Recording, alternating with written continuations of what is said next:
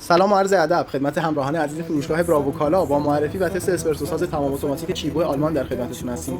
دستگاه فوق العاده با کیفیت و درجه یکی هست. پنل دستگاه قابلیت انتخاب اسپرسو، کافه، دبل، اکسترا فوم و همچنین بخار برای درست کردن لته یا کاپوچینو و گرفتن آب جوش برای درست کردن چای. میتونید استفاده بکنید از دستگاه. مخزن دونه قهوه اینجا قرار میگیره. اندازه ریزی و درشتی آسیاب رو میتونید از اینجا خودتون تغییر بدید و انتخاب بکنید. مخزن آب دستگاه اینجا قرار میگیره. دستگاه تماما اتوماتیک هست. بریم تست از دستگاه بگیریم.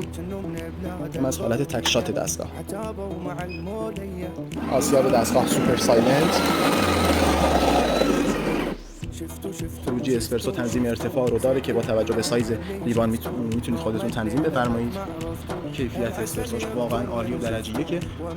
تمام مراحل رو هم اتوماتیک بدون دخالت دست انجام میده. آسیاب کردن، تم کردن، عصاره‌گیری و همچنین شستشوی اتوماتیک دستگاه. اینم از کیفیت کار. کیفیت خانه اسپرسو رو مشاهده می‌فرمایید. کیفیت عالی فوق‌العاده بالایی داره. ممنون از خرید شما. دستگاه هم تماما اتوماتیک هست. قهوه نداشته باشه یا آب نداشته باشه یا ظرف توپاله پر باشه، خودش اتوماتیک چراغ آلارمش رو روشن میکنه و هشدار میده. ممنون از خرید شما.